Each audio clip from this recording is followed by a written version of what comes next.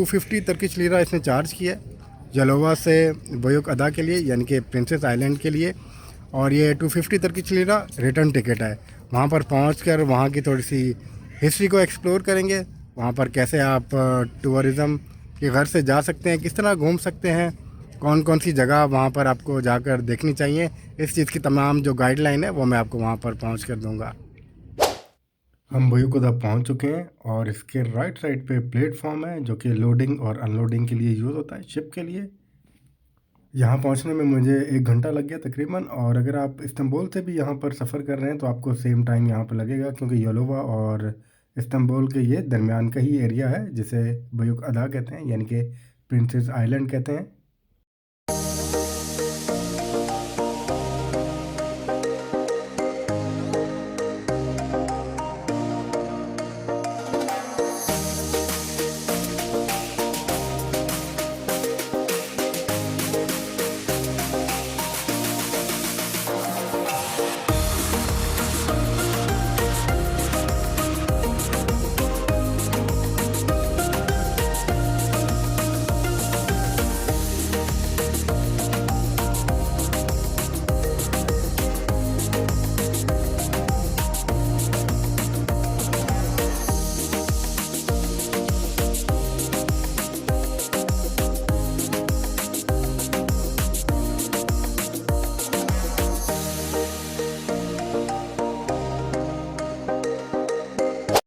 ये सामने आपको एक टावर नज़र आ रहा है, ये यहाँ का मेन स्क्वायर है। जो भी टूरिस्ट यहाँ का रुख करते हैं वो इस मेन स्क्वायर में ही पहुँच कर पहले अपनी जो ब्रेक है वो ले लेते हैं, क्योंकि यहाँ पर छोटी मोटी दुकानें अवेलेबल होती हैं जो कि कैफ़े खाने हैं, या तो फिर आपको अगर लंच वगैरह करना है तो यहाँ से होते ही आप अपना जो प्लान करते हैं नेक्स्ट मूव के लिए। इस आइलैंड में या तो फिर बाईसाइकिल्स अलाउ हैं, या तो फिर आपको इलेक्ट्रिक जो बाईसाइकिल्स हैं या मोटरसाइकिल्स हैं वो आपको यूज़ करने की इजाज़त होती है। यहाँ पर कुछ गाड़ियाँ भी हैं, प्राइवेटली आप गाड़ियाँ यूज़ नहीं कर सकते, लेकिन गवर्नमेंट के जो इदारे हैं उनके पास कुछ गाड़ियाँ मौजूद हैं, यानी कि एम्बुलेंस की सर्विस हो गई, या तो फिर फायर ब्रिगेड की हो गई, या तो फिर वहाँ उनके पर्सनल आने जाने के इस्तेमाल के लिए कुछ गाड़ियाँ यहाँ पर अलाउ की गई हैं। अदरवाइज़ जो प्राइवेट लोग आते हैं उनको यहाँ पर गाड़ी इस्तेमाल करने की बिल्कुल इजाज़त नहीं होती है। और यहाँ पर जो इस्तेमाल है बाईसाइकिल का होता है या तो फिर ई मोटरसाइकिल का होता है। तो यहाँ पर जो है किराए पर मिल जाती है साइकिल्स वगैरह, जो कि 100 टर्किश लीरा पर आवर के ऊपर होती है। लेकिन आप अगर अंदर की साइड अगर आप सर्च करेंगे तो आपको 50 टर्किश लीरा जो है पर बाईसाइकिल आपको पर घंटा के दौरानिए से आपको मिल जाएगी। अगर आपको पूरा दिन के लिए बाय करनी है तो आपको 100 टर्किश लीरा आप पे करके आप पूरा दिन भी इस्तेमाल कर सकते हैं। लेकिन इस तरह की जो डिस्काउंटेड बाइक्स हैं वो आपको पिछली जो गलियां हैं वहाँ पर आपको जाना पड़ेगा। और अगर आपने इलेक्ट्रॉनिक बस पर सफ़र करना है और अगर आपके पास इस्तांबुल कार्ड मौजूद है तो फिर आप यहाँ से रिचार्ज करके इलेक्ट्रॉनिक बस के जो फेयर है वो पे कर सकते हैं।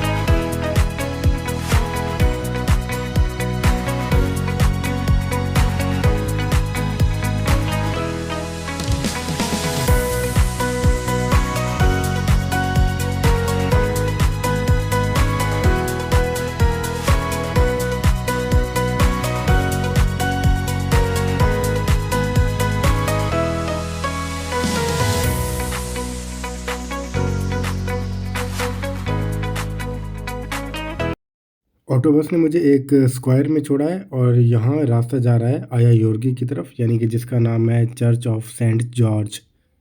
और ये जो चर्च है ऊपर हिल्स की तरफ है और यहाँ तकरीबन तमाम ही टूरिस्ट इस जगह का विज़िट करते हैं। चर्च का जो रास्ता है वो बड़ा दुशवार है, मुझे यहाँ तक पहुँचने में तकरीबन 20 मिनट लग गए और ये ऊपर हिल्स की तरफ है। लेकिन अच्छी बात यह है कि जब आप ऊपर की तरफ आ रहे होते हैं तो साइड्स पर काफ़ी बेंच अवेलेबल होते हैं, तो आप वहाँ पर आराम भी कर सकते हैं। लेकिन ये एक थका देने वाला सफ़र था। वैसे तो ये चर्च पूरा हफ्ता के लिए टूरिस्ट के लिए खुला होता है, लेकिन संडे को क्योंकि यहाँ पर इबादत होती है 8:30 बजे से 12:30 बजे तक, तो टूरिस्ट के लिए तब यहाँ पर जो है जाना मना होता है। ये इसका अंदरूनी पूरा व्यू है और मार्बल्स वगैरह लगी हुई हैं, कुछ आइकॉन्स वगैरह यहाँ पर हैं। मैं इसको सही तरह से एक्सप्लेन कर नहीं पाऊँगा। इसकी एंट्रेंस फ्री ऑफ कॉस्ट है और आपका ताल्लुक़ किसी भी मज़हब से हो इसकी विज़िट पर पाबंदी नहीं है, लेकिन ये कि मोबाइल फ़ोन का इस्तेमाल करने से ये कुछ मना ही करते हैं और थोड़ा-सा आपको तस्वीर वगैरह लेने देते हैं या थोड़ी-सी मूवी बनाने देंगे। अदरवाइज़ यहाँ पर फ़ोन का यूज़ करना और वीडियोग्राफी करना यहाँ पर मना है।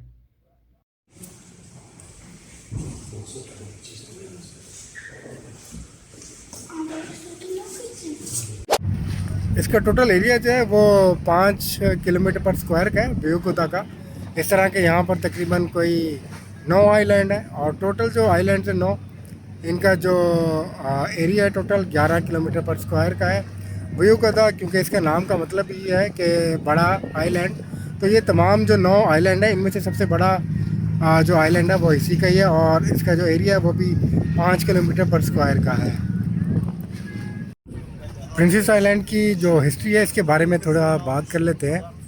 इसकी हिस्ट्री ये है कि जब एक्चुअली ये छठी सदी ईस्वी की बात है, बैजेंटीन का जब दौर था, तो उस ज़माने में गवर्नमेंट के साथ स्टेट के साथ जब किसी शहज़ादे की या फिर स्टेट के किसी पर्सन की मुखालफत हो जाती थी तो ज़िला वतनी के लिए इस बुयुक अदा जो कि प्रिंसेस आइलैंड कहलाता है, यहाँ पर उनको जला वतन किया जाता था। ये सिलसिला जो है बैजेंटीन के ज़माने में भी रहा, फिर उस्मानिया का जब ज़माना आया उसमें इसमें ठहराव आ गया और इस तरह के मामलात फिर देखने को नहीं आए। लेकिन उसके बाद फिर जब अब्दुल हमीद दोयम, जिसका हम जो है टीवी पर भी बहुत तज़किरा करते हैं कुछ ड्रामोज़ वगैरह में भी, उनके दौर में फिर जो है जलावतनी के केसेस जो है वो सामने आए थे और फिर जिनके भी स्टेट के साथ अफेयर हुए, चाहे वो शहज़ादे हों या तो फिर और अफराद हों, तो उनको फिर जलावतनी के लिए इस किस्म के जो आइलैंड्स हैं और वहाँ पर जो है इन लोगों को जलावतन किया जाता था। ये जो है इसका एक छोटी सी हिस्ट्री है। यहाँ के बारे में थोड़ा सा और मैं बता दूँ, यहाँ का जो टोटल पॉपुलेशन है वो तकरीबन 7,000 लोग यहाँ पर बसते हैं, लेकिन क्योंकि समर के दिन में लोग यहाँ पर ज़्यादा आ जाते हैं तो तकरीबन 16,000 17,000 की जो काउंटिंग है वो वहाँ पर समर्स में रहती है।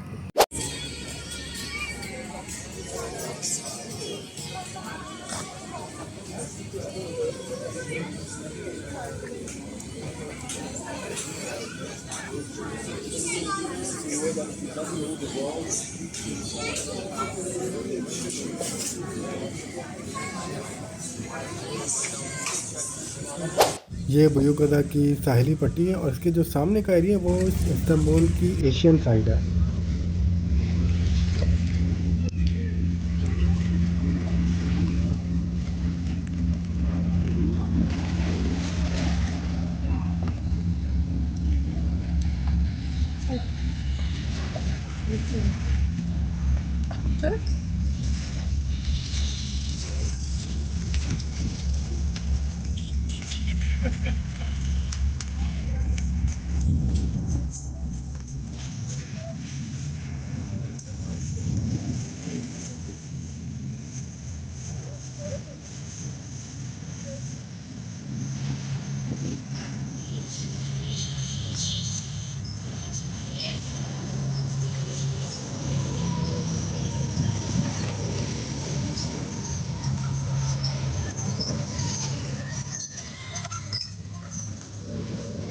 क्योंकि शिप के आने और जाने के टाइम मुख्तस होते हैं, तो इसलिए आपको अपने टाइम पर ही निकलना होता है और मेरा टाइम हो चुका था और मैंने अपनी शिप ले ली है।